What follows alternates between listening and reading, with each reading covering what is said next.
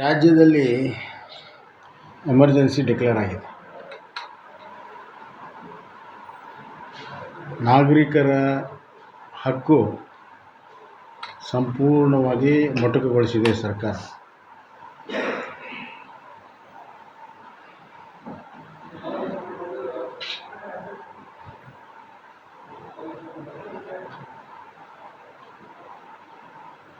ಕಾನೂನಲ್ಲಿ ರಾಜಕೀಯ ಚಟುವಟಿಕೆಗಳಲ್ಲಿ ಸರ್ಕಾರಿ ನೌಕರಿ ಇರಬಾರ್ದು ಅಂತಿದೆ. ಆದರೆ RSS ಯಾವುದೇ ರಾಜಕೀಯ ಸಂಘಟನೆ ಎಲ್ಲೂ ಕೂಡ ನೋಂದಣಿ ಆಗಿಲ್ಲ. ಸಾರ್ವಜನಿಕ ಸಾಮಾಜಿಕ ದೇಶಭಕ್ತಿ ಸಂಸ್ಥೆ. ನಿರ್ಭೀತ, ನಿಷ್ಪಕ್ಷಪಾತ, ವಿಶ್ವಾಸಾರ್ಹ ಸುದ್ದಿಗಳಿಗೆ ಮತ್ತೊಂದು ಹೆಸರಾಗಿರುವಂತ News18 ಕನ್ನಡ ಈಗ ಆಪ್ನಲ್ಲೂ ಲಭ್ಯವಿದೆ. ದಯವಿಟ್ಟು ಇಲ್ಲಿರುವಂತ QR ಕೋಡ್ ಸ್ಕ್ಯಾನ್ ಮಾಡಿಕೊಂಡು ಆಪ್ ಡೌನ್ಲೋಡ್ ಮಾಡೋದಕ್ಕೆ ಮರಿಬೇಡಿ. ನಿಮ್ಮ ಬೆಂಬಲ ಹೀಗೆ ಸದಾ ನಮ್ಮೊಂದಿಗಿರಲಿ. ಧನ್ಯವಾದ. ಈ ದೇಶದ ಪ್ರಧಾನಮಂತ್ರಿನೇ ರಾಷ್ಟ್ರೀಯ ಸ್ವಯಂ ಸೇವಕ ಮೆಂಬರ್, RSSನ ಸದಸ್ಯರು.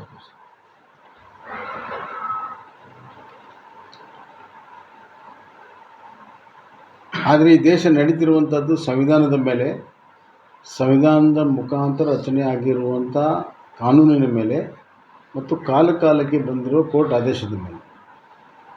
ಯಾವ ಕೋರ್ಟ್ ಆದೇಶದಲ್ಲಿ ಇತರ ಸಂಘ ಸಂಸ್ಥೆಗಳಲ್ಲಿ ಸರ್ಕಾರಿ ನೌಕರು ಭಾಗ ಆಗಬಾರ್ದು ಅನ್ನುವಂಥದ್ದಿದೆ. ಯಾವ ಕಾನೂನು ಅಡಿಯಲ್ಲಿ ಸಸ್ಪೆಂಡ್ ಮಾಡಿದ್ದಾನೆ? ಕರ್ತವ್ಯ ಲೋಪ ಮಾಡಿದ್ದಾನೆ? ಭ್ರಷ್ಟಾಚಾರ ಮಾಡಿದ್ದಾನೆ?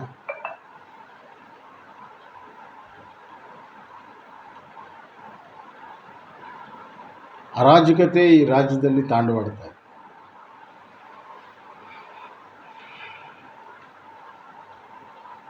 RSSಗೆ ಏನು ಮಾಡೋಕ್ಕೆ ಸಾಧ್ಯ ಇಲ್ಲ. ಈ ಸರ್ಕಾರ 70% ಈಗಾಗಲೇ ಖಾಸಗಿಯ ಮೈದಾನದಲ್ಲಿ ಇವರು ಚಟುವಟಿಕೆ ನಡೆಸಿದೆ. ಇನ್ನು 30 ಅಷ್ಟೇ. ಅವು ಕೂಡ ಬರುವಂಥ ದಿನಗಳಲ್ಲಿ ಸರ್ಕಾರದ ಯಾವುದೇ ರೀತಿಯ ಅವಲಂಬಿತವಾಗಿರುವಂಥದ್ದನ್ನು ಮಾಡೋಕ್ಕೆ ಸಾಧ್ಯತೆ ಇದೆ. RSSಗೇನು ಮಾಡೋಕ್ಕೆ ಸಾಧ್ಯ ಇಲ್ಲ. RSS ಸಿದ್ಧಾಂತಕ್ಕೇನು ಮಾಡೋಕ್ಕೆ ಸಾಧ್ಯ ಇಲ್ಲ. ಈ ದೇಶದ ಸಿದ್ಧಾಂತವೇ RSS ಸಿದ್ಧಾಂತ.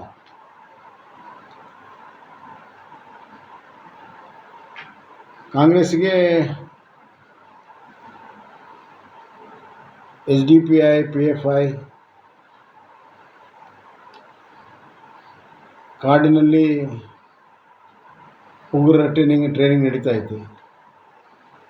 ಅದು ನಿಲ್ಸೋಕ್ಕೆ ಸಾಧ್ಯ ಆಗಿಲ್ಲ ಇವ್ರಿಗೆ. ಅದ್ಯಾವುದು ಕಾಣೋದಿಲ್ಲ.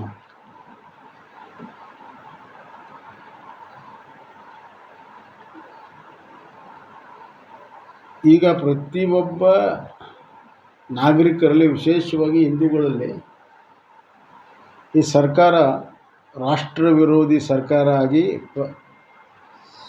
ಟರ್ನ್ ಆಗ್ತಾ ಇದೆ, ಪರಿವರ್ತನೆ ಆಗ್ತಾಯಿದೆ ಅನ್ನುವಂಥದ್ದು ಮನವರಿಕೆ ಆಗಿಬಿಟ್ಟಿದೆ.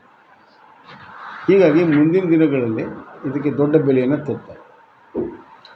ಈಗ RSS ಪರವಾಗಿ ಹೇಳ್ತಾ ಇದೆ, ಅದನ್ನು ನಾವು ಕೊಡ್ಲಿಕ್ಕೆ ರೆಡಿ ಇದ್ವಿ. ಅದನ್ನು ಕೂಡ ಹಳೆ ಬಿಲ್ಲನ್ನು ಕೂಡ ಇನ್ನು ಬಾಕಿ ಉಳಿಸ್ಕೊಂಡಿದೆ. ಇವ್ರು ಹೇಳ್ತಾರಲ್ಲ, ಕೆಲವು ಮಂತ್ರಿಗಳು ಭಾಳ ದಕ್ಷವಾಗಿ ಮಾಡಿದ್ದೇವೆ, ಗ್ಯಾರಂಟಿನೂ ಕೊಟ್ಟಿವಿ, ಅಭಿವೃದ್ಧಿನೂ ಮಾಡಿದ್ದೇವೆ ಅಂತ. 3 ವರ್ಷ ಆದರೂ 33,000 ಕೋಟಿ ಅನುದಾನ ಬಿಡುಗಡೆ ಮಾಡೋಕ್ಕೆ ಏನಾಗಿದೆ ಇವ್ರಿಗೆ?